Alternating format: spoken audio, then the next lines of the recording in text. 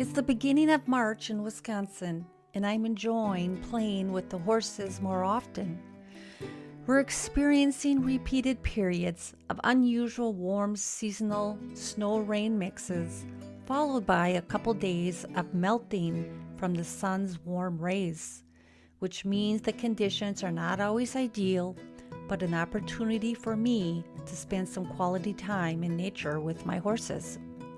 A time where I don't have to layer up and protect myself from the bitter cold with frigid wind chills anywhere between -15 to -30 degrees, to icy or muddy pastures that prevent running around playtime with the horses. There is something so peaceful when I'm spending time in wide open spaces, listening to the call for adventure and purposely removing myself for a while from the virtual age we live in. It's a time for me to re-emerge in a refreshing way while being captivated by the natural sunlight and snow showers. The breathtaking symbolic birds perched high up in the trees as they open their beautiful wings and soar in the open sky. To walking in nature's cathedral of rivers, fields, and forests that were just blanketed with a fresh, sparkling snow.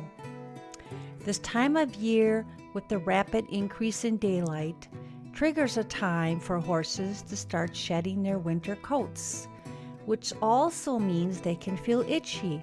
Shadow seems to love the downed, icy branches as a scratching tool for his belly and muzzle.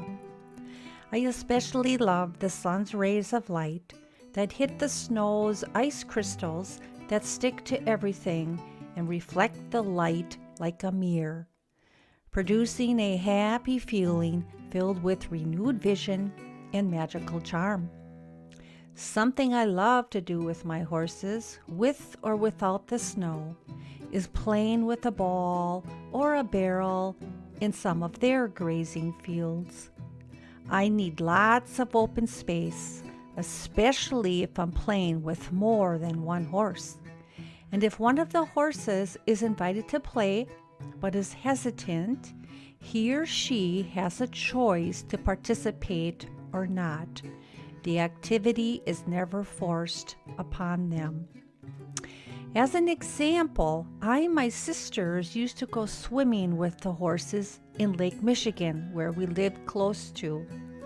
And I used to be a trail guide for guests at River Wildlife in Kohler, Wisconsin, which is a wilderness preserve with a beautiful meandering river and woodland trails. There were times when the horse in the group did not want to go swimming or cross the stream of water. The horse was hesitant or resisted. But as soon as a horse who was familiar with water took the lead, the hesitant horse would often follow.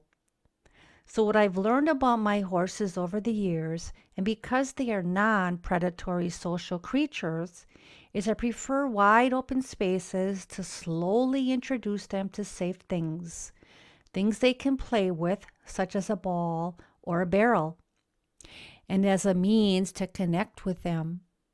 I give them the choice whether they want to participate and use that as feedback to continue with what I introduce to them. Often this means I need to pause, take a break, and then go back to it. Or I need to move on to something else. And playing with the horses in wide open spaces also fits into creating a harmonious relationship, doing what is meaningful instead of expedient.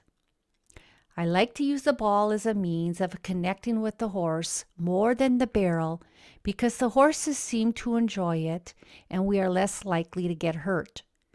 Many horses are curious by nature about novel things, and if they feel safe, will want to know more. It's a form of learning for them. I also like to use a ball as it can help to release any excess energy being felt by the horse or me, and safely done, through controlled pushing, bouncing, or kicking the ball. Plus, it's a lot of fun. Also, using the ball enriches my relationship and builds trust with my horses. It's an intentional give back to them, a form of reciprocation, as I see my horses as some key figures that anchor and orient me on the axis between my true self and society's expectations.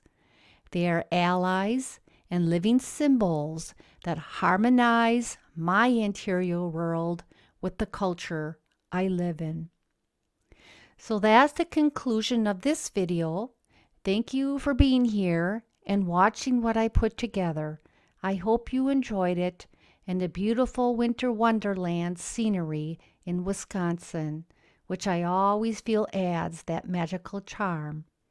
Until next time, take care and enjoy the warmer temperatures and sunshine wherever you are.